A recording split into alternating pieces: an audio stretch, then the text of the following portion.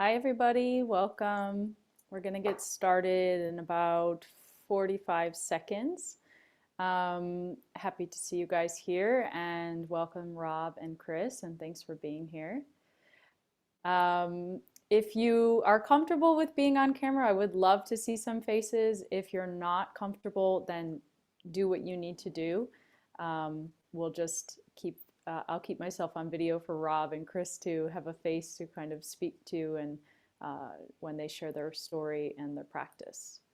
So I'm going to give it maybe, yeah, 30 more little less than 30 seconds just to see if anybody else is arriving, and then we'll get started.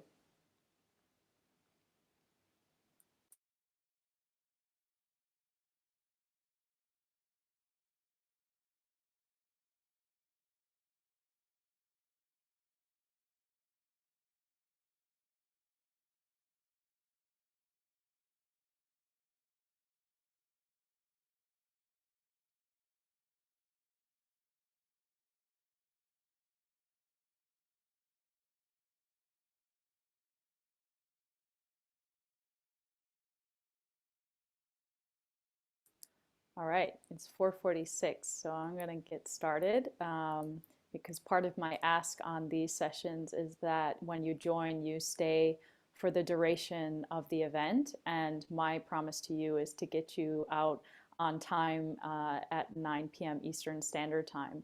So it's just, there we go, we got somebody else. So for those of you who don't know me, my name is Meghan Mann, and I grew up in Buffalo, New York, in South Buffalo, for those of you that are coming in from Buffalo. Just gonna mute, there we go. And I am an empowerment coach trained in addiction recovery, integrative nutrition, and psychospiritual integration work. I've also been practicing mindfulness for the last 5 years with a mindfulness coach and my teacher, Mitra Manesh, as well as working as the executive director for her for the last 4 years. I'm a lover of truth and a seeker of life. That's what keeps me going in my journey, and I'm constantly looking for new tools and practices to experiment with and see what resonates for me. And that's really my hope with the intention behind A Call to Heal, is that you can explore different practices and hear different stories and explore for yourself what works for you. I'm a big believer that what works for me doesn't necessarily work for you, and that we all have our own path, and that we all need to find the tools that kind of stick. And when you do find a tool, you'll know because you'll want to go back to it and you'll keep practicing that tool. And really you need a variety of tools. So it's important to say that you can never really have too many tools. I don't think some people may differ with that, but you really take out these tools in different moments in your life depending what's going on, and practices kind of shift and change, and you adapt and find new tools and then swap out older tools, and then the old tools come back in. So it's really like this interesting dance that you start to see in your life depending on what's going on for you.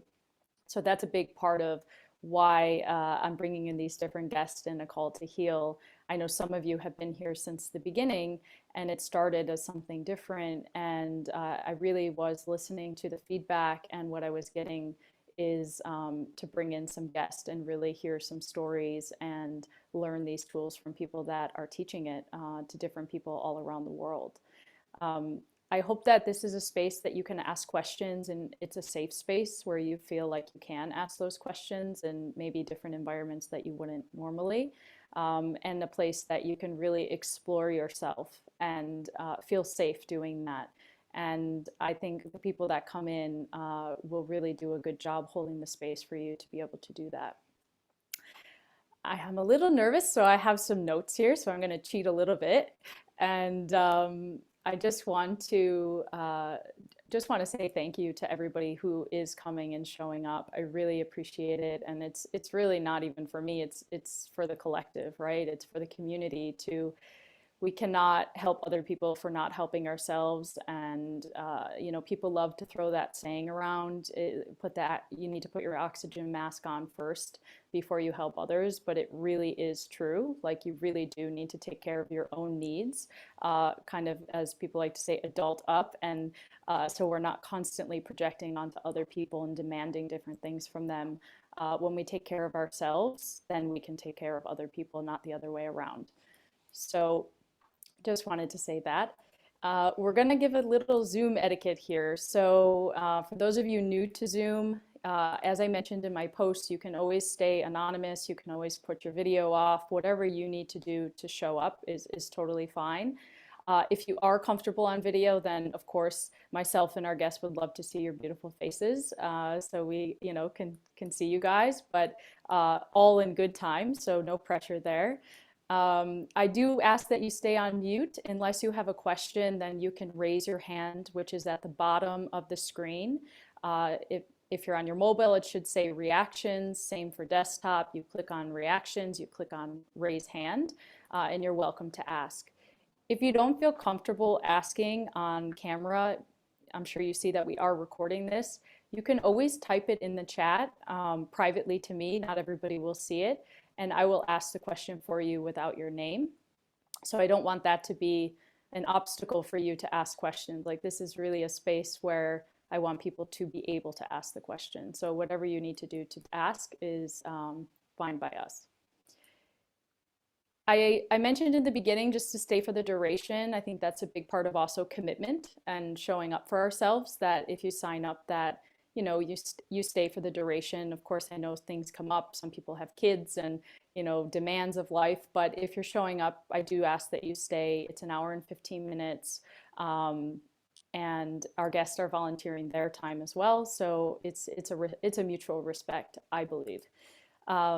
Turn off your distractions. Of course, if you have kids, don't turn them off, but just in general, turn off, like, you know, the phone, and stop browsing and doing 5 things at the same time, and like really, you know, show up and listen and see if there's something that you learn or that you connect with when you are being present and focused. Both guests have told me that they're open to questions. So after their shares, if you have any question, then, you know, again, you can just type it in the chat or raise your hand. Don't be shy. They're very gentle, and I've known them both for quite a while. So I think you're going to be in good hands with your questions. And that's it for the Zoom etiquette. So I will send through the recording for anybody that we've had some signups that I knew weren't going to be here. So for anybody rewatching this, oh, the other piece is whatever is said here or asked here, that it really stays here. Now, even if it's being rewatched and it's in a recording, I still ask the same. I know gossip is a very normal thing in this culture, but I really like to create a safe container for people to come and to feel that they can express themselves or ask. So I just ask that you keep the respect there and you know, honor people's privacy, whether you're rewatching it or in this experience live. So today we're joined by Rob Kaye. It's interesting because both Rob and Chris I have met through teachers of mine, and both different teachers, but pretty much in the same timing almost. So it's kind of interesting, and I've connected really well with both of them. So I feel really honored that both of them are here to share with you guys.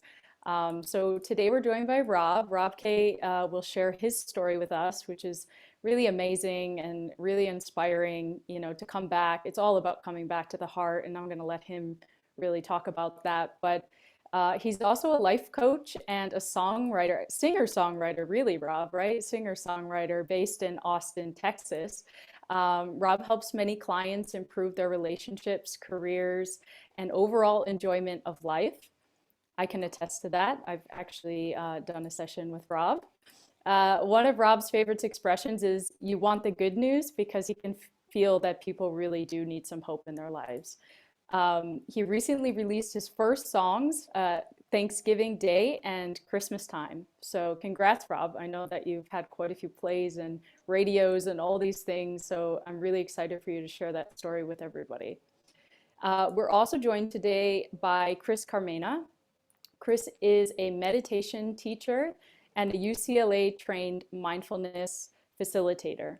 His passion is helping others find ease through the development of a personal mindfulness practice, especially overthinkers, which we all are, and those struggling with anxious thoughts. Chris will share the basics of mindfulness and take us through a short guided meditation that illustrates the simplicity, but also the benefits of this practice. So thank you, Chris, for being here. Before I continue, because I just kind of rambled a lot, I just want to check in and see if anybody has any questions. You can always type in the chat. Otherwise, we'll move forward. One other thing, if you want to show any emotion throughout the conversations, like if Rob's sharing something and you resonate with it, or Chris, you can always click down on reactions again and share one of these emojis. For virtual spaces, it's kind of nice because we don't get to see each other in person. So that's another option. So before we go to Rob's story, usually in the beginning, I like to introduce kind of a contemplative practice or concept that is resonating for me right now in my life and that I've found helpful. So this month has really been, it's really been 2021, honestly, but it kind of comes in and out. But it's really about doing what's right versus doing what's easy. And where it was born from is that I really had a whole misconception around manifestation. I realized this summer of 2021 that I was kind of getting something wrong, like it didn't quite fit for me. And I had this amazing realization that I was leaning for what was easy versus what was right. And I started just experimenting with this idea. And so it started like I was going, I'll give an example of it. I was going to the other side of town, which in LA is like the other side of the world. And I was low on gas. And I knew that I needed to stop to get gas because when you don't, and you keep running your car on almost empty, it really ruins the car. And my husband's always telling me, don't do that. And I was feeling lazy and I didn't want to pull over and get the gas. And then this question that I had just had the realization popped up and I said, Meg, are you doing what is easier or are you doing what is right? And so the easy thing was to just keep going because I didn't feel like pulling over. But the right thing for me to do was to essentially pull over and get the gas, which is what I did. Another example was this morning. So I accidentally fell down the coffee hole again. And I had given it up for quite a few months and more than months. I was on and off of it for a couple of years. But I went and took a work trip to a country that coffee is very popular and very good. And so I made it part of my experience. I'm just going to have some of this coffee. And here I am 2 months later, still drinking the coffee. So this morning, because I had been feeling over the last week that I was really creating an imbalance in myself. I could feel it, like I was jittery, I was more anxious, and it just wasn't working for me. And I knew it, but I knew the process to give it up was going to be hard. So today, I had made the commitment that I was going to do what was right. Not that I gave it all up right away, because that would be torture, but I decided to cut back. So instead of a cappuccino with 2 espressos, I went with a half calf, and I'll do that for a couple of days and then switch it out. But these are really, I know they sound like silly examples about doing what is right versus what is easy, but when you start to apply it in these small moments, my teacher would always say, like, do it where it doesn't matter. And this is an example of doing it where it really doesn't matter. But just flexing that muscle of choosing what is right. And I don't mean right by society or right by your friends or right by your family. I mean right for you, because what's right for me doesn't mean it's going to be right for Chris or Rob or anybody else here. But choosing what's right for you essentially puts you back into an alignment with your own truth, right? So my truth is my truth, your truth is your truth. And practicing this starts to exercise your choice, one, and your awareness around the choices that you have and choosing alignment over comfort or what everybody else is doing. So I just wanted to leave you with that practice. I know we're entering into New Year's Eve, And, it's a time, last week I had a client that said, well, of course I'm going to go out and get really drunk and, we're going to party because, this person's in town. And I said, well, why of course? Like, what is the of course there? You have a choice. Like, do you want to do that? And it's almost like this person didn't realize that they could have a choice in that. So it sounds like a simple practice, but when you start putting it into these moments in your life, you could then eventually apply it to the bigger areas of your life, that really do count and they really do matter. And I don't want to discount the smaller moments either, because they all matter, right? They're all towards your well-being, they're all towards your truth, they're all towards your alignment. But yeah, just this simple practice of choosing what is right for you, not again what society tells you, but what you believe is right for you versus what is the easy kind of automatic, uh, dare I say, lazy way of doing things on our habitual patterns. So that's all from me. And any questions before we move forward to Rob? I'm really excited to hear Rob's story and for him to share it with everybody.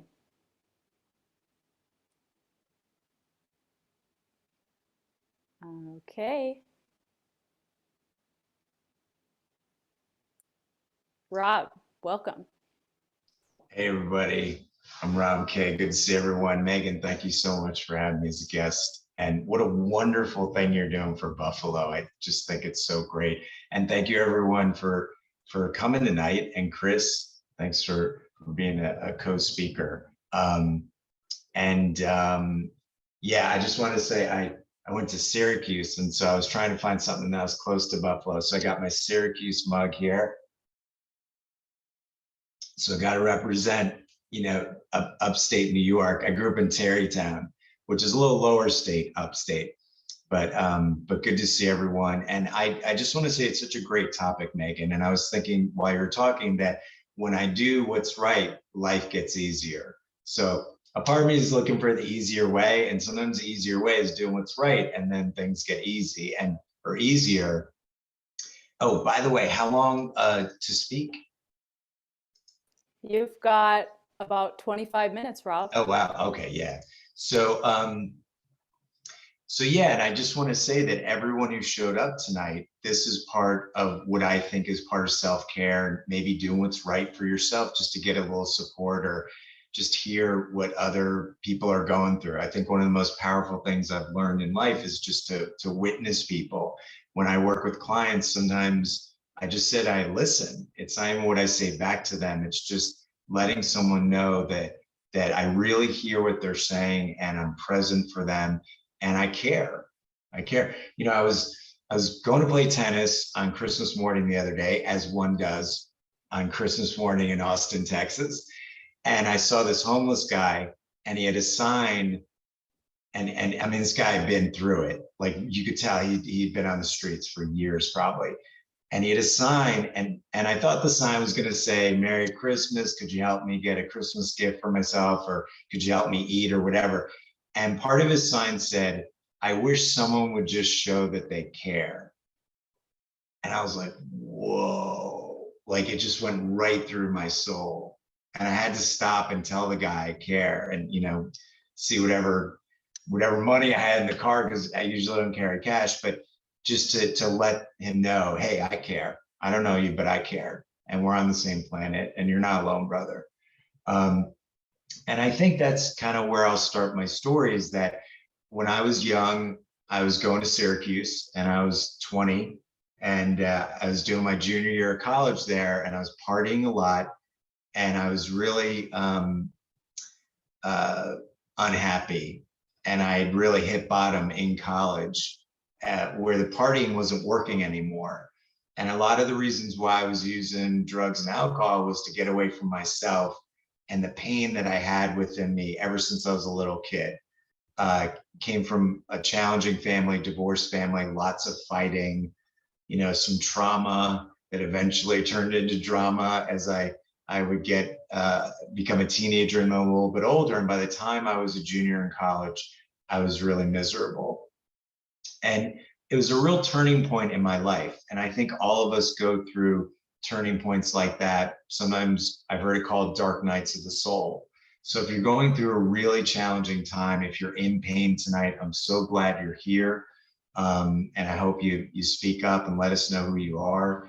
And even, after the meeting, if you want to say hi or connect, that would be great. But what I realized at that point in my life is that life was not working the way I was doing it, which was just to kind of live for the moment and not really face my demons at all, or face the parts of me that were hurting. Uh, and so I eventually got into therapy, and I started, go to support groups and different things, and kind of change my lifestyle.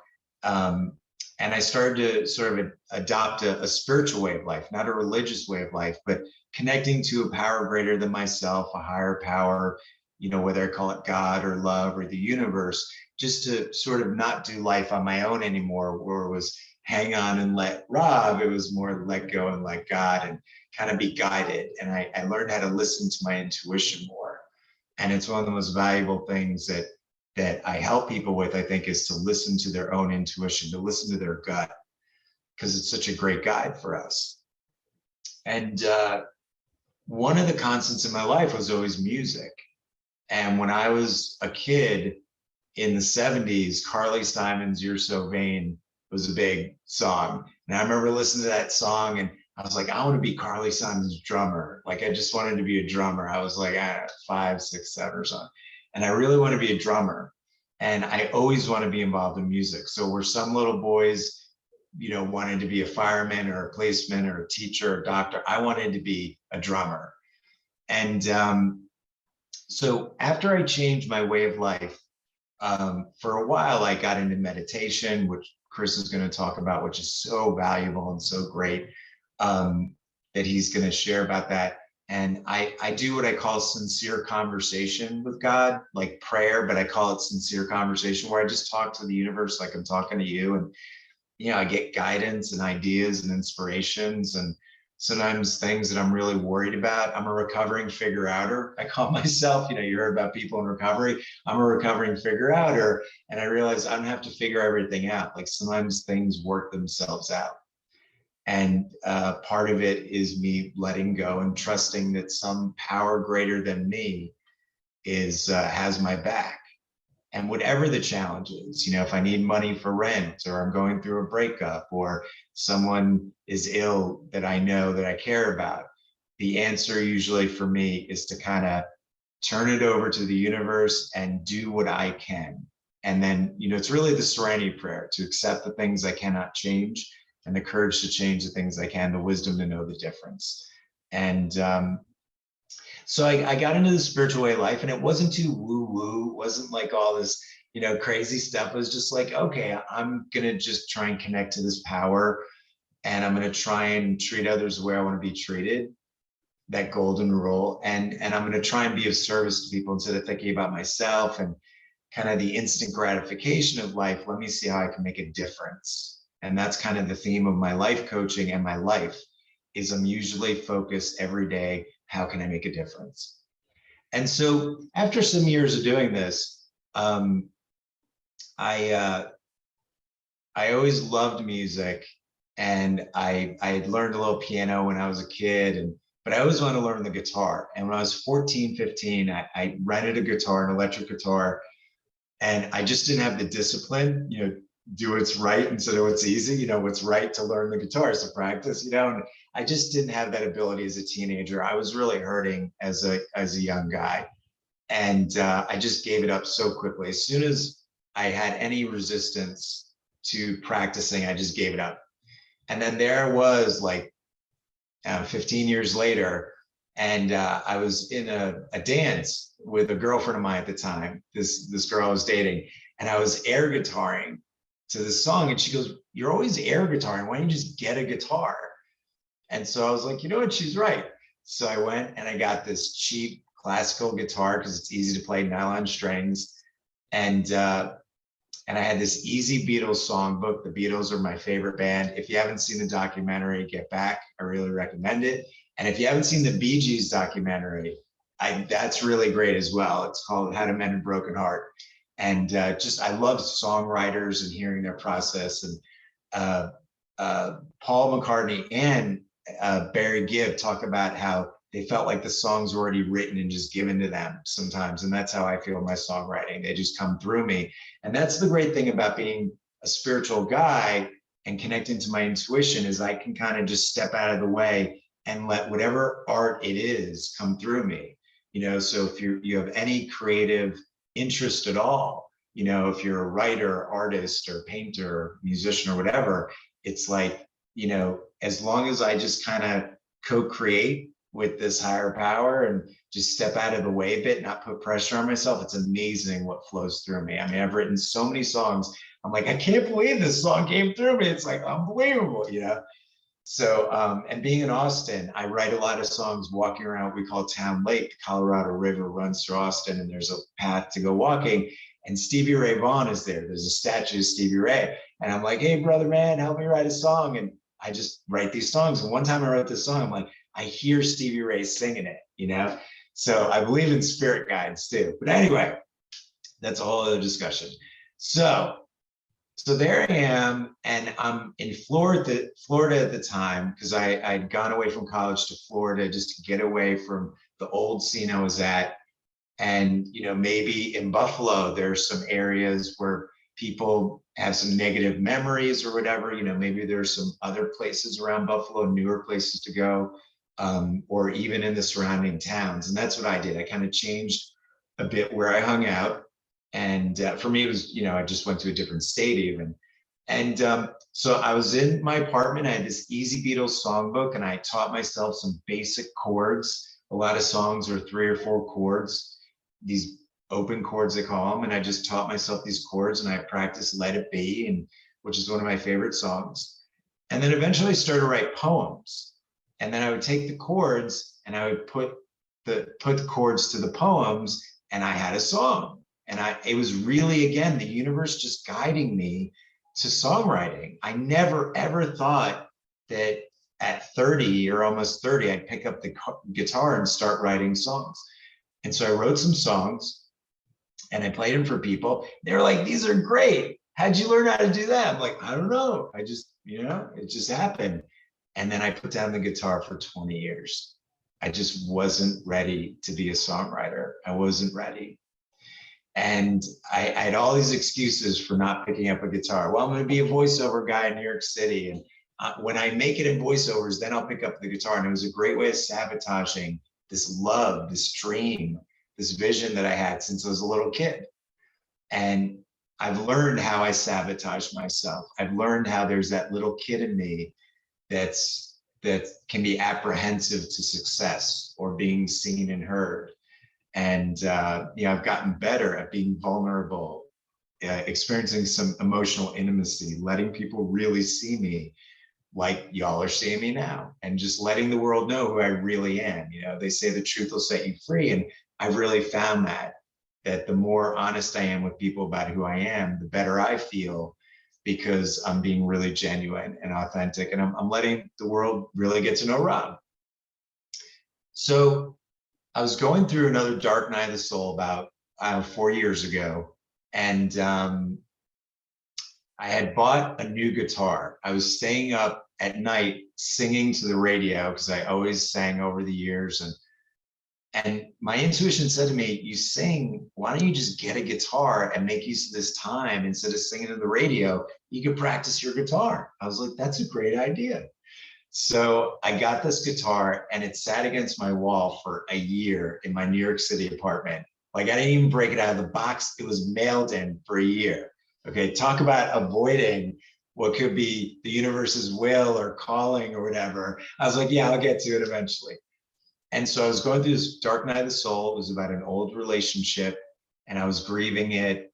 And there's a lot of sadness, because I really love this person still, and we love each other and care about each other. But it was time for the relationship to end, and I was grieving, and I was healing a lot of childhood neediness I had, just looking for other people to kind of fill that God-sized hole in me, or just to make me feel better about myself.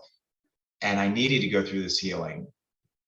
And what happened was I came out the other side of this this grieving I was going through, and something said, why don't you break that guitar out of the box? And I did. And I started practicing it like I never practiced before. And I finally learned how to strum. And all of a sudden I started writing all these songs. They just were, again, just channeling them. They were flowing through me. And I get an idea for a song. I go home, I write it in like 5 minutes. Like, it was just an incredible experience. And I call it clearing a space for love and abundance and creativity to have a home. All over the years, I just kept healing that broken heart. And, there's an expression that the universe will break your heart until it breaks open.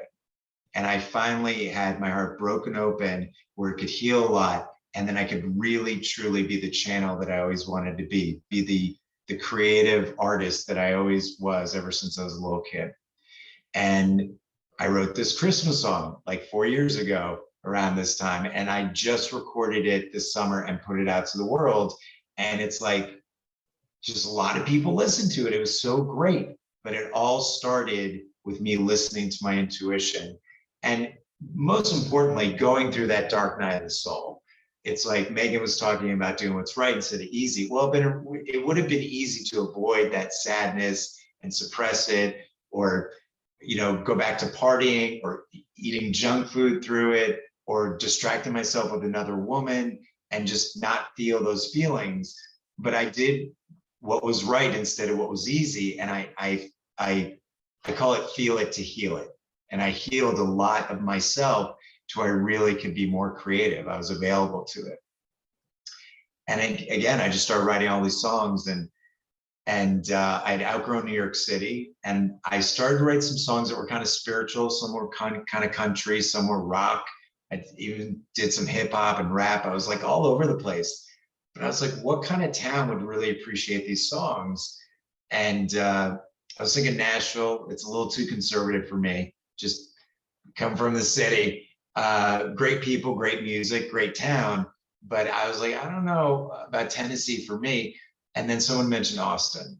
And so I came to visit, and I moved here 2 years ago. And I just packed up my stuff and left New York City. Again, listening to my intuition, I was led out here. I was really called to Austin, Texas. And I call it a little big town. And it's a great town. It's been a great move for me.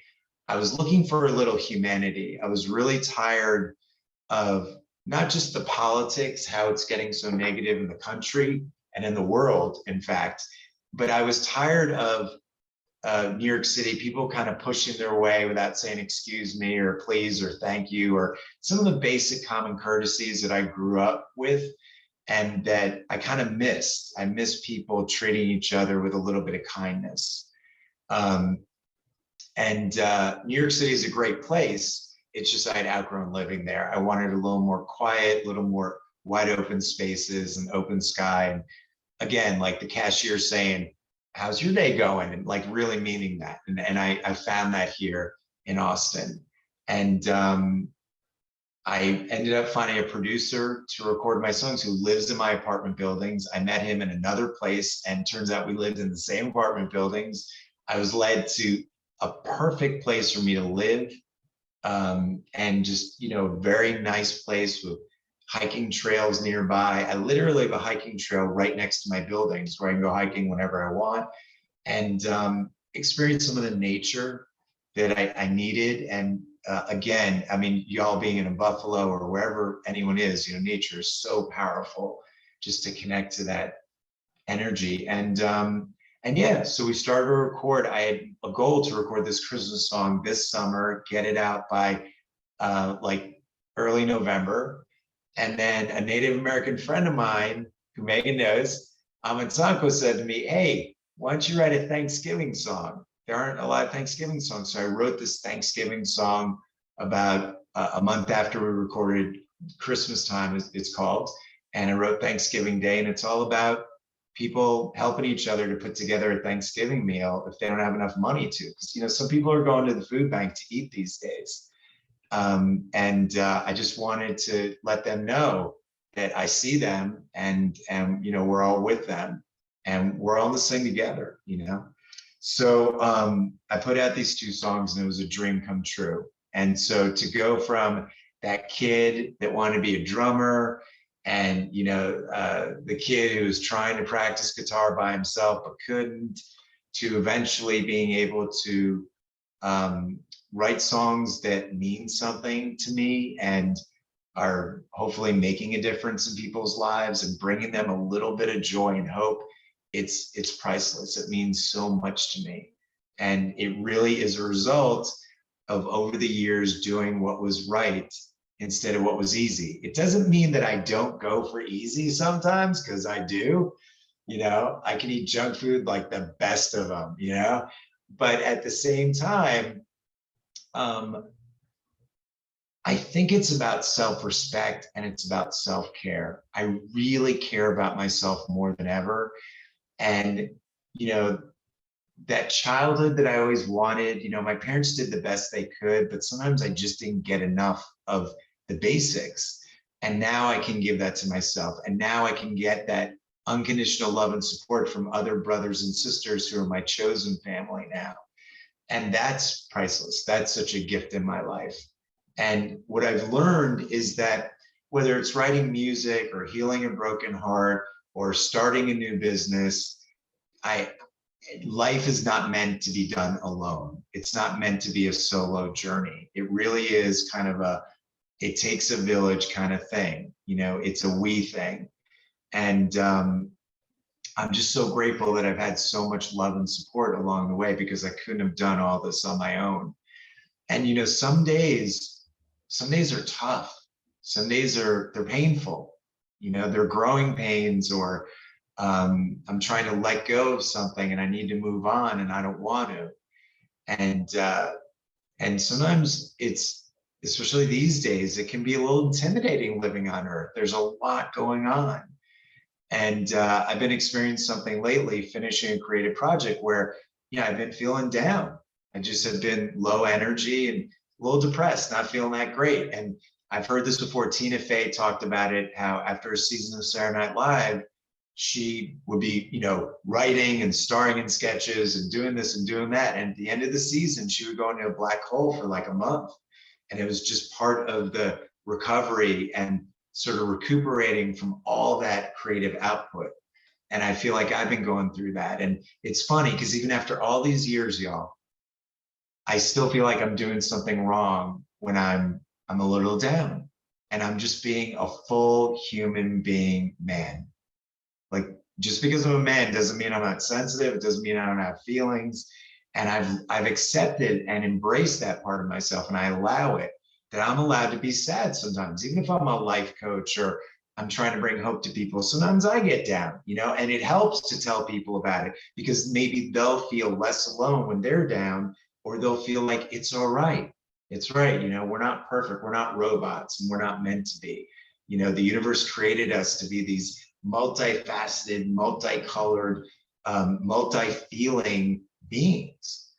And so I've just been trying to allow myself to be low energy, take naps, get a nice coffee, take a little walk when I can, play some tennis if I can, but really to chill and get grounded, which is a great segue over to what Chris is going to talk about, and to sort of be able to listen to my intuition. The more grounded I am, the less drama in my life, which is like unhealed trauma, the less drama in my life, whether it's my own or other people's. I just try and eliminate as much of that as I can to keep it as grounded as I can. And some days are easier than others. But in general, I'm always trying to be as even keeled as I can, not get too high, not get too low.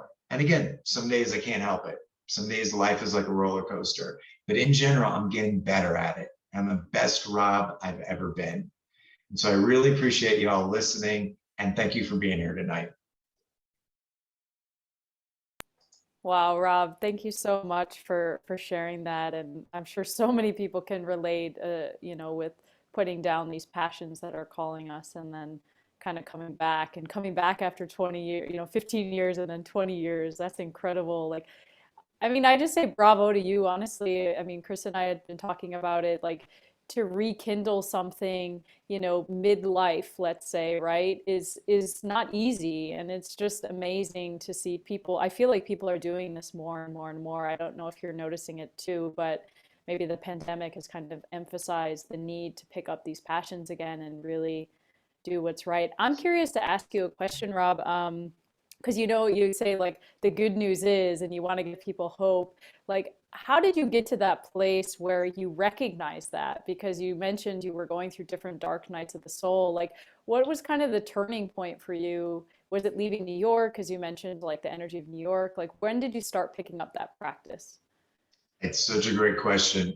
I think for me, Megan, it was really grieving over the years. I had a lot of crying to do.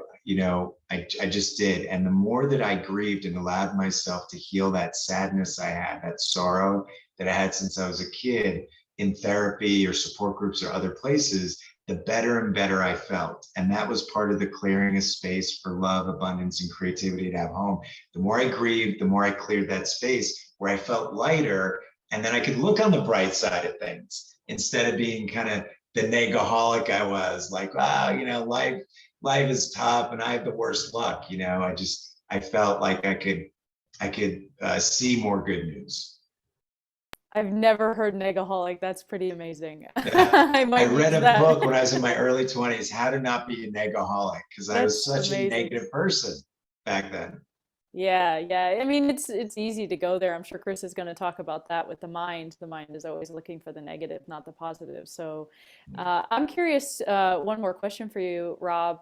Like, what are some daily tools that you kind of lean on, even when you're feeling down and like feeling those feelings? Like you mentioned tennis or going out in nature, but just curious, like, what does your day-to-day practice or practices look like if you have any? So I'm on the Rob K 333 self-care plan, which is I try and meditate 3 times a week. Because if I say I'm going to meditate every day, I'm not going to. So if I can meditate 3 times a week, and if I can exercise 3 times a week, and then if I can get support in 3 different ways during the week, whether it's phone calls or support groups or whatever, that helps a lot.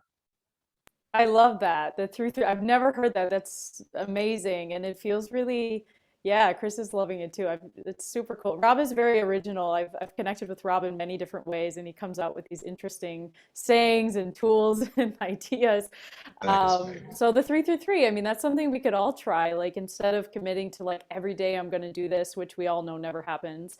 And especially coming into the new year, right? Like this is the time of year that people are saying, I'm just going to change everything. And then within a month, like, the gyms are happy because everybody goes to the gym and then, they're just racking up these fees and things like that on people that aren't going. But the 333, it's almost like I'm recognizing like mind, body, spirit in a way. Mhm. Yeah, that's interesting. Is Yeah. that was that intentional? That's just No, how but I I saw love it. that you put that together. That's great. Yeah, I was just curious if it was intentional because like meditation is working with the mind, right?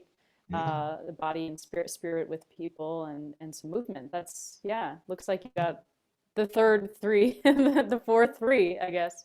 Yeah. Yeah. So I want to open it up to see if anybody has any question for Rob, and if you want to raise your hand or just even unmute yourself, it's an intimate group. You can do that. Otherwise, you can put it in the chat if anything comes to you that you would like to ask. And I will share in the email, the follow-up email for the event, the information for Rob. And so if you want to go and connect with him, you can. And I'll share his songs as well. So all that will be shared. So if anybody has any question, I'm going to, oh, Ilias, welcome. Oh, thank you. Yeah, well, I just wanted to say thank you so much, Rob, for sharing that story. And there's definitely a couple of quotes that you've said since you started talking that are resonating. So I'm just taking notes of them, and I think they're kind of very helpful to keep in mind. Something you said that definitely resonated with the way I'm feeling right now is I still feel I'm doing something wrong when I'm down.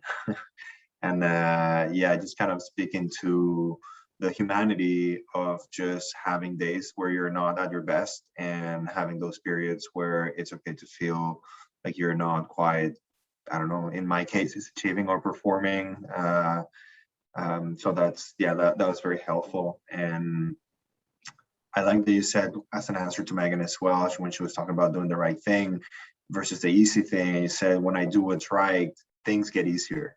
So it's kind of this twist on, yeah, not just doing the easy thing, which just ends up making things harder. So yeah, I appreciate that. Thank you very much. Thanks, Celeste.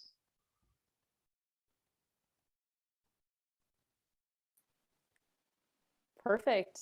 So again, I'm going to share Rob's information. I put his link in the chat too, in case you want to go and explore. I think his songs are on there right now too, right, Rob? And I'm going to share them in the email tomorrow. So I just want to say congrats, Rob, seriously, to come back to your dream, like from a child, and being, I think you're in your 50s now, right? I know he looks like a baby, everybody, but Rob's in his 50s.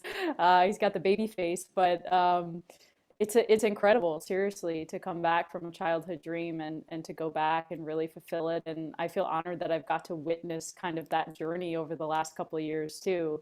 So yeah, thanks for being here, Rob. Thanks, Megan. Appreciate you. So Chris, this is a good segue into mindfulness and debunking mindfulness a little bit, and yeah, sharing these tools and practices that can help people. Sure, thank you. And Rob, thank you so much for your story. I was really inspired by so many parts of it. But what really hit me is that, improving our well-being, it requires some action. And ordering the guitar, even though it sat for a year, and then opening the box, there's the action. And all of us are here today because we're taking action because we want to improve our well-being. And it's a real honor to be here today, sharing my story with you. And my name's Chris Carmena. I'm a meditation teacher. I am a UCLA trained mindfulness facilitator, and I'm absolutely in love with mindfulness because it's created a tremendous amount of ease and happiness and emotional stability in my life. In our time together tonight, what I would like to do is just talk about what mindfulness is, what it isn't. I'd like to talk about the benefits of establishing a mindfulness practice. We're going to go through a short practice together. And then at the end, I'll be here for any questions that may come up for you in this time together. For those of you that have never tried to meditate or have never experienced mindfulness, the good news is that all of us, we already have the ability to experience mindfulness. So for instance, if I ask you to pay attention to the sound of this bell,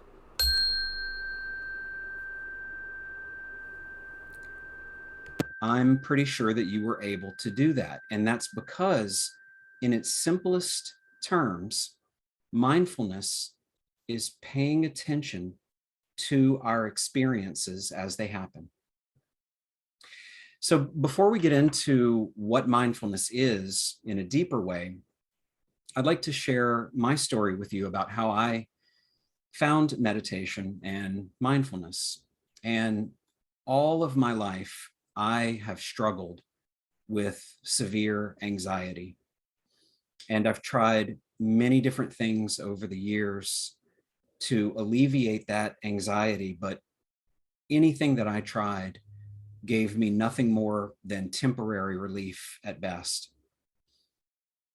And about 25 years ago, a friend encouraged me to try meditation, but I immediately thought, my mind is too busy.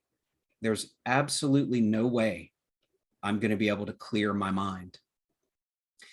And then when I tried it, I didn't feel peaceful and like I was in a blissful trance. So I thought, meditation is not for me, or I'm doing it wrong. And I gave up. But eventually I found myself in a very dark place. And quite honestly, I was convinced that I was doomed to live with stress, worry, and a tendency to overthink everything, that I was always going to be this way and that it was who I was. In addition, I was extremely unkind to myself whenever I felt anxious. I felt defective, broken, ashamed. And so finally, out of desperation, I met with a mindfulness teacher.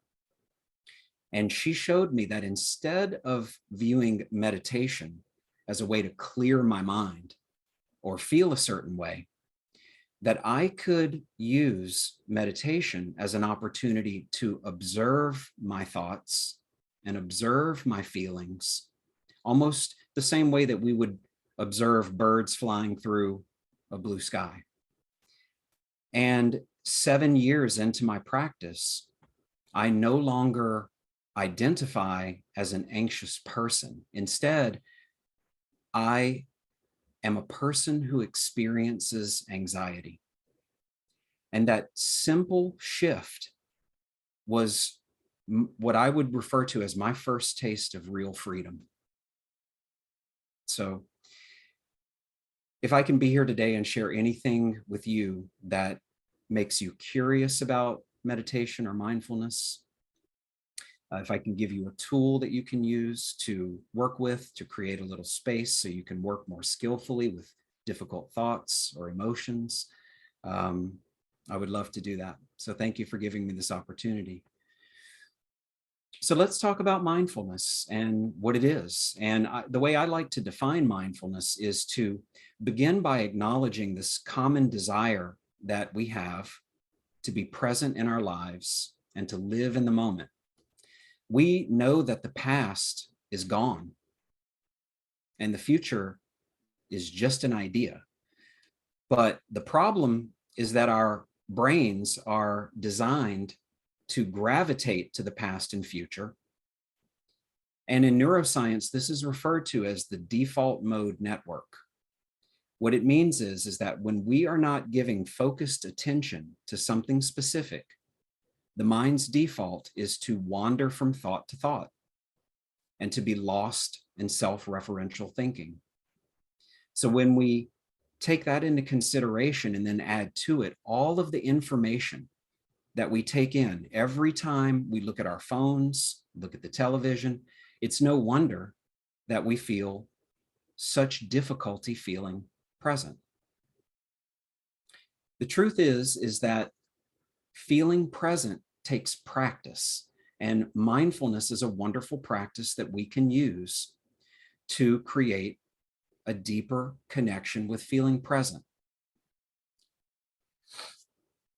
My favorite definition of mindfulness is paying attention to our experiences as they're happening with openness, with curiosity, and with compassion.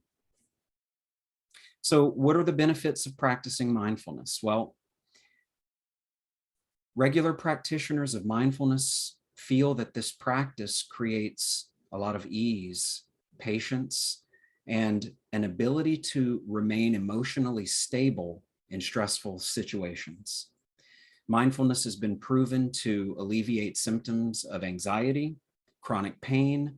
It can prevent relapses of depression. It can improve our relationships. But most of all, mindfulness can help us feel more present more often. And people usually report that they feel happier whenever they feel present. One of the coolest things that's happened in recent times is that neuroscientists have begun to study the brains of long-term meditators. And what the research is pointing to is that meditation can not only improve the way that our brains work, but it can give us healthier brains as well. For instance, when we're in our 20s, our brains begin to decrease in weight and volume. And this is just a natural part of the aging process. But over time, this thinning of gray matter in the brain can lead to impaired function of the brain and make us susceptible to mental illness. So in 2015, a study was done at UCLA that showed that the brains of long-term meditators experience less thinning of gray matter than the brains of non-meditators. And in addition, it was found that long-term meditators have thicker prefrontal cortex regions in the brain. And this part of the brain is so important because it's responsible for a lot of executive function, like learning, memory, attention, and motivation. So very cool stuff. One question that I get a lot, and you may be asking this yourself right now, is meditation the same thing as mindfulness? And the answer is no. Meditation is where we practice being mindful. So meditation is rooted in Asian practices that are thousands of years old, and there's many different types of meditation. When you say meditation, it's like saying sports, many different types. In mindfulness, meditation practice is very simple. We begin by inviting our attention to something happening in the present, and that's usually a sensation in the body or our breath. When our attention wanders away from it, we just notice that wandering, and then we invite our attention back to the present by once again placing it on the sensation in the body or the breath. Over time, this simple practice strengthens our attention, enabling us to do two things: notice when we're not present and to bring our attention back to the present. And that is so much better than being lost in the past, lost in the future, which only generates stress, anxiety, and a tendency for us to react without thinking. So what I'd like to do is meditate with you, take you through a short practice. Before I do, I want to just mention a few things that you might find helpful. So we're just looking at meditation as a time to notice and pay attention to what's happening in the present. And in this practice, we're going to pay attention to body sensations and the breath. When, and not if, but when your attention wanders away, you're not doing it wrong. You're doing it right. Because when you notice that your attention has wandered, that's mindfulness. When the attention wanders, we just bring it back. And if it happens 100 times, you just bring it back 100 times. And then finally, meditation is not a mastery. And that's why we call it a practice. My teacher, who has been teaching meditation for over 30 years, I asked her, how often does your mind wander during meditation? And she said 80% of the time. And that's someone who's been practicing this for over 30 years. So I think having realistic expectations is key to getting into meditation. So what I'd like to do is talk about our posture. And the goal here is to sit in a position that you feel comfortable, where you feel comfortable, but you also are alert. During this meditation, you can close your eyes, but if that doesn't feel comfortable for you, you can also use a soft gaze, which just means closing your eyes and then opening them a slight bit so you're looking at a stationary position in front of you. This practice is going to last 5 minutes, so it's short. And the last thing I'll say is that everything that I say in this practice is an invitation. And if at any point you feel more comfortable focusing on something else, you're absolutely welcome to do so. Okay. So I would like to invite you to sit in that comfortable position. If you're in a chair, I'd invite you to put your feet on the floor. Your hands can be at rest in your lap. We can close our eyes, and at the sound of the bell, we'll begin.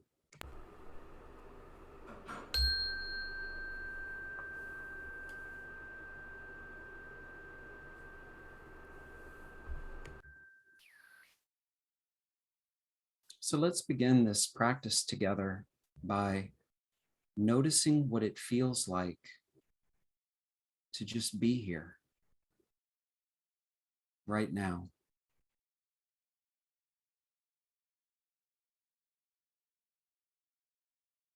We can bring some attention to our feet. And if you're in a chair, we can feel the connection of our feet meeting the floor. What other sensations in the feet do you notice?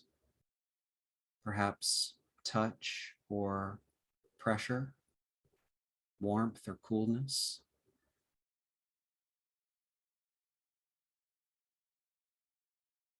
And now bringing some attention to the feeling of the body seated on the cushion or in the chair.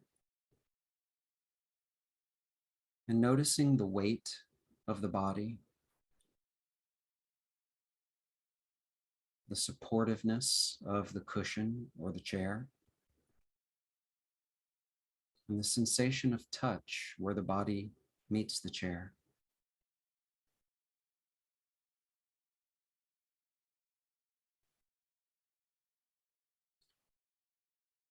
And now I would like to invite you to notice breath coming in and out of the body,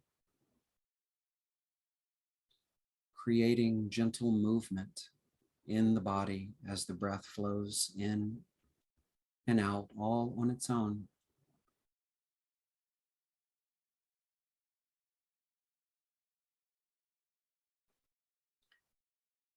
One practice that we can use is noticing where we feel the breath most prominently. And perhaps this is in the nostrils and the sensation of air moving in and out. Or maybe it's the rising and the falling of the chest or the abdomen.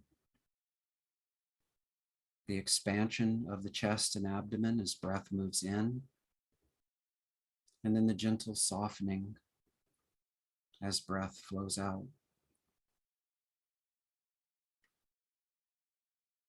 Wherever you feel the breath most prominently, we're going to use this space as an anchor or a home base for our attention. We will invite our attention to rest in this space. And when we notice that our mind has wandered away from this anchor, we just notice that wandering and then bring the attention right back to where we feel the breath most strongly.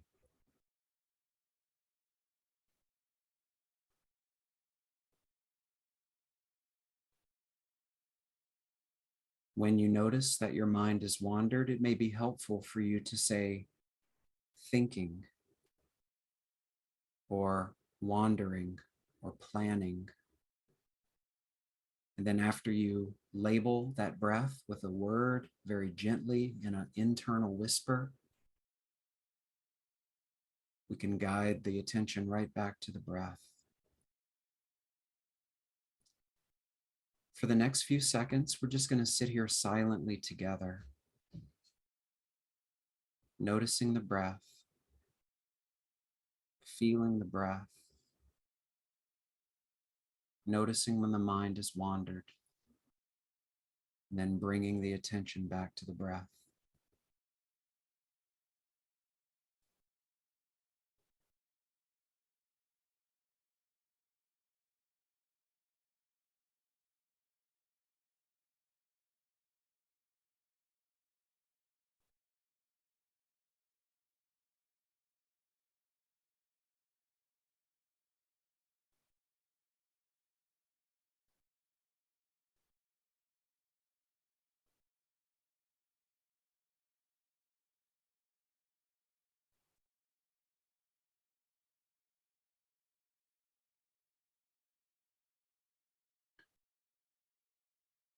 And now as our practice comes to a close, I'd like to once again invite you to notice sensations in the feet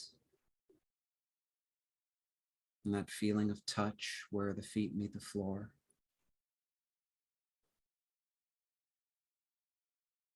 And the feeling of the body being supported by the chair or the cushion.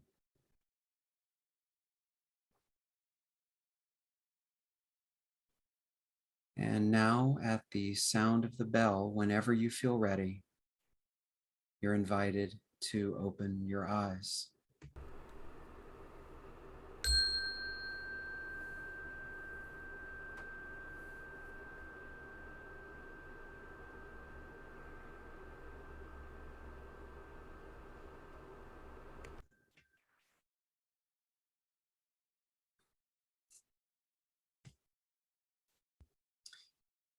Thank you for practicing with me. And before we move on, I'd like to invite anyone to just put one word into the chat related to how you feel after that practice.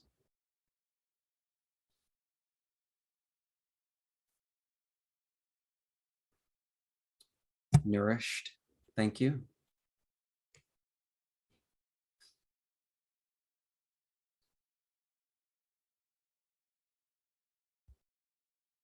Hopeful. Thank you. And just so you know, if you put the word anxious in there, that doesn't mean that you're doing anything wrong at all.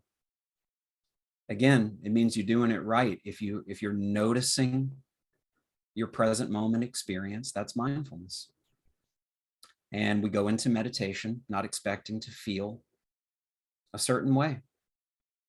Every time we meditate, the circumstances of life are completely different from the circumstances that existed the last time we meditated. So it's always going to be different.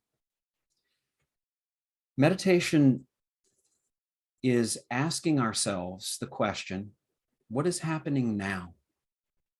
Over and over again. When we ask this question, we ask it gently, we ask it with kindness, and with curiosity.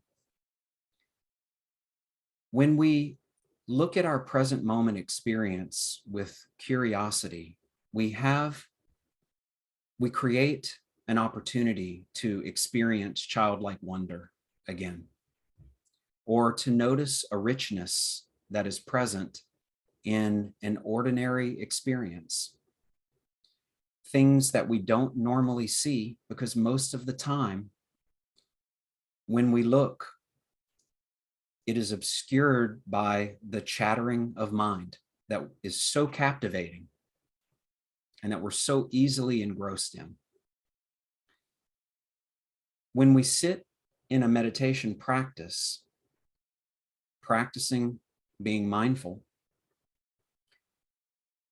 we are open and allowing whatever is there to just be there. And this is so powerful because when a difficult emotion shows up, anxiety shows up, the first thing that I usually do is I have a tendency to want to be unkind to myself. I shouldn't feel this way. It's wrong for me to feel this way. I'm defective because I feel this way, and on and on and on. But in meditation, when we sit and we turn toward that difficult feeling when it arises, what we're doing is we're creating an opportunity to be non-reactive when these difficult emotions show up. In that opportunity is the ability to be more self-aware, to see things emerging from barely perceptible origins instead of immediately just being overwhelmed by them. And one of my favorite parts is the compassion that we cultivate during meditation. When we notice that our attention has wandered away, instead of saying, "Oh, I'm a bad meditator, I'm horrible at this, I'm doing it wrong," if we can find the space to say, "Oh, I'm thinking about lunch. instead of focusing on my breath. Let me just bring my attention back to the breath again. That simple repetition increases our ability to be kind to ourselves. And we're so unkind to ourselves, so unkind. So meditation can really be helpful in that way. Another question that I get a lot is, can I only be mindful during meditation? And the answer is no. We can be mindfully aware of our experiences throughout our day. And I'll give you a few examples. Washing the dishes is a great time to practice mindfulness. Washing dishes can be a meditation. I can notice the feeling of a dish in one hand, and I can also notice the feeling of the other hand cleaning that dish. I can pay attention to the sound of the water and the temperature of the water on my skin. Eating is a wonderful opportunity to practice mindfulness. How many times do we open up a burrito is coming to mind for me. We open up that burrito and then all of a sudden we look down and it's gone. So with mindfulness, we have an opportunity to notice a richness in the food that we eat. We can notice the fork moving toward our mouths, placing food in our mouths. We can notice the feeling of the food in our mouth. We can notice the flavor of the food. We can notice the movement of our jaw, chewing the food, and we can notice the swallowing. I noticed the first time I practiced mindful eating, I realized that I was always coming at my face with that second bite of food before I was even done with the previous bite. Never noticed that until I tried mindful eating. But one of my favorite ways to practice mindfulness is anchoring my attention in another person that I'm interacting with. And so just like in meditation, how we made the breath the anchor for our attention, we can make another person the anchor for our attention. How many times do we find ourselves in conversation with someone and we're already thinking about what we're going to say while the other person is still talking? How many times do we notice that we have gotten caught up in a reaction from something someone has said and we stop listening to them completely? We're just lost in feeling annoyed or aggravated. With mindful communication, I can place my attention on the other person. I can listen to the tone of their voice. I can listen to each word that they're saying. And when I notice that I'm already thinking of what I'm going to say next, I can notice that and then bring my attention back to the other person. This is a way that mindfulness can improve our relationships with one another. So the last thing that I have to share with you is a really quick, simple practice called stop. And this is a way for us to experience what I'll call a micro hit of mindfulness anytime during the day. You can do this whenever you notice I'm not feeling present. And usually that shows up as I'm thinking about the past, I'm thinking about the future, I'm stressed out, I'm anxious, lost in ideas, I'm not present. Let me practice stop. And what stop stands for is S is find a moment of pause, stop. Whatever you're doing, just stop. T stands for take a deep breath. And as that breath moves in and out, we just commit to really feeling the flow of it moving through the body. O is for observe sensations in the body. We can often untangle ourselves from a difficult thought by paying attention to sensations in the body, which are always happening in the present. And then finally, P is proceed, move along and resume your normal activity. So what I'd like to do is I'm going to use the word annoyed think of a time recently when you experienced a little annoyance. Maybe it was you got a text message that annoyed you, or you opened up your email and read something that annoyed you, saw something on the news that annoyed you. So I'm just going to invite everyone to close their eyes and bring that situation to mind. And just reconnect with that feeling of being slightly annoyed or aggravated. And so we're noticing that we're annoyed, and now we're going to stop. Find a moment of pause. Next, we're going to take a deep breath in and then release that breath.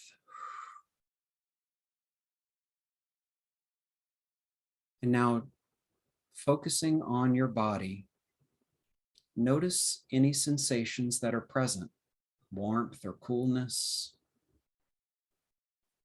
pressure, tingling, tension, ease, touch. And now you're invited to open your eyes and we can proceed.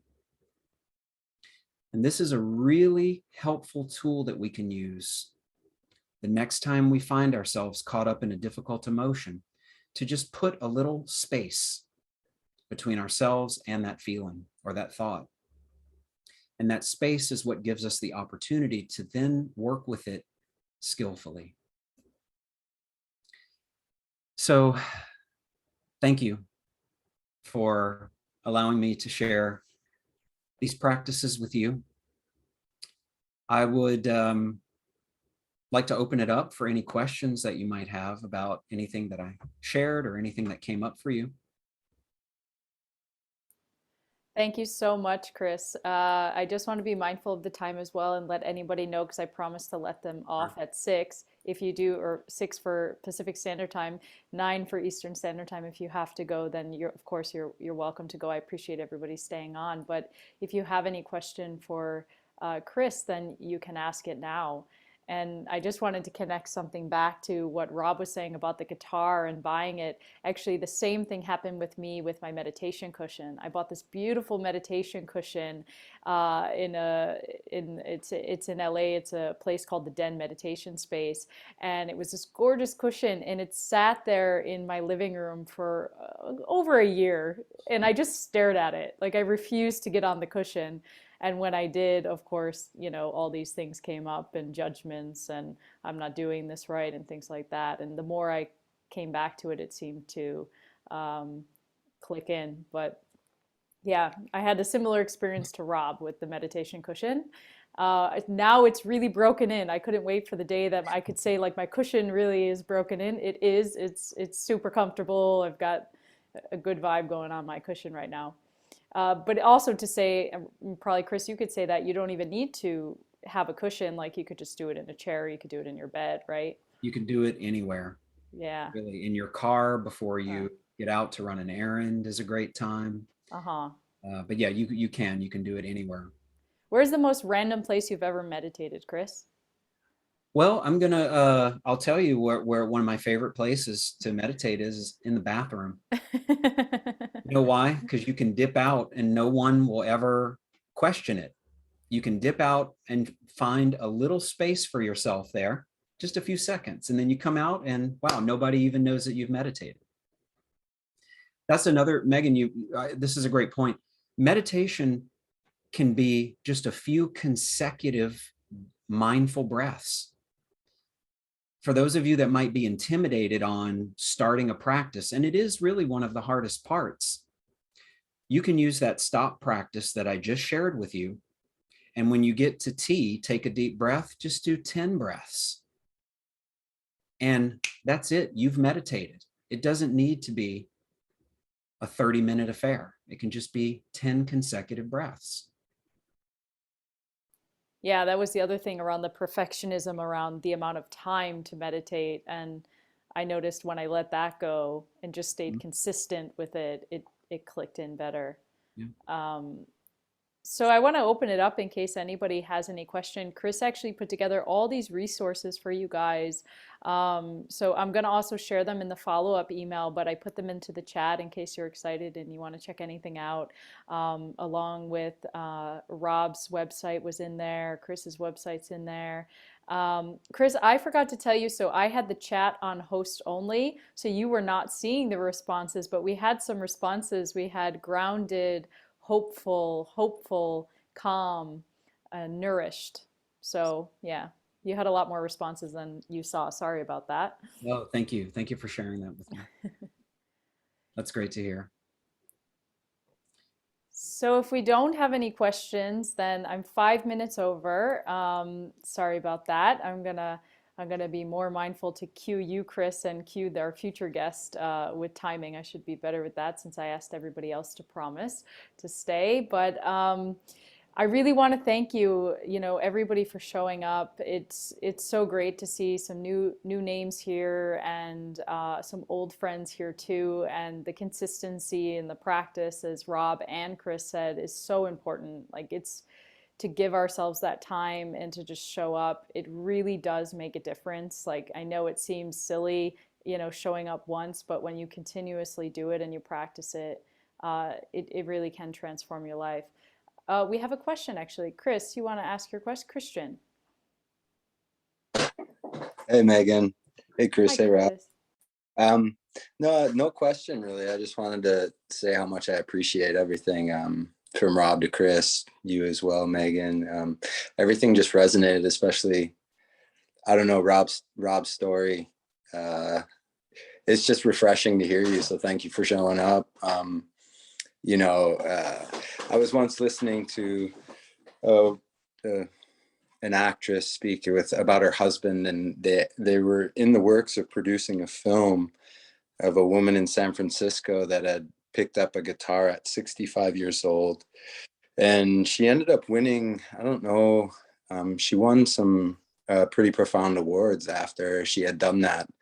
And it made me think of Joseph Spence too, old timer from the Bahamas. But I actually started listening to him in my 20s down in Austin, but it's never too late. And when I read Megan's bit on the titles of your songs, I was like, what's he got to say? And it was just, it was nice to hear you speak. So thank you for sharing. I think I took away the universal break your heart until it breaks open. That was a pretty solid one. I'm feeling a lot now. And yeah, Chris, and Megan as well, staring at the meditation pillow, for quite some time. And now it's like every time I look at it, I want to jump on it. So it's just amazing medicine, and so I relate to that. And thanks a lot for sharing. Pulled a couple tips from mindfulness too, and you're right, just 10 breaths, even 5 breaths, and it becomes this closer to a habit, I guess, and with ADHD floating around in this world, it's like, hey, it helps a lot. So thank you guys and woman. Cheers. Thanks, Christian. Thanks, Glad you're Christian. here. Thank you. We have Tanaz. Tanaz, welcome. You can unmute yourself. Hi, can you hear me? Yeah, we can hear you.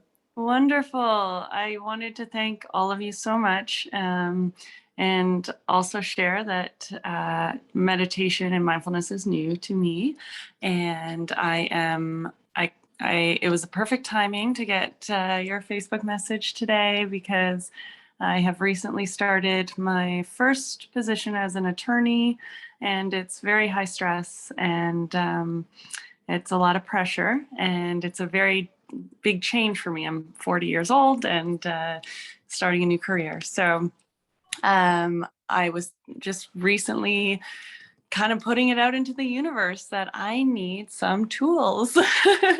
And I feel like, all of you have provided me with tools that I believe are going to be invaluable in my practice going forward. And also just, I'm so grateful to hear some of the things you guys were saying, just the vulnerability and sharing that, yeah, sometimes we're really hard on ourselves. Sometimes we're our own worst critics, and we can just be downright mean sometimes. And that's normal and natural, and we can change that. And yeah, so thank you, thank you, thank you.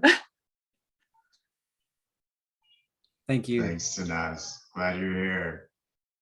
Yep. And congratulations. Oh, thanks. Yeah, career Congratulations. change at 40. You see, it's a trend happening right now. It's amazing. It's really amazing. So yeah, thanks Tanaz. Thanks for being here. And happy that we could be your sign, your tool sign to come on in and join us. You know, this really started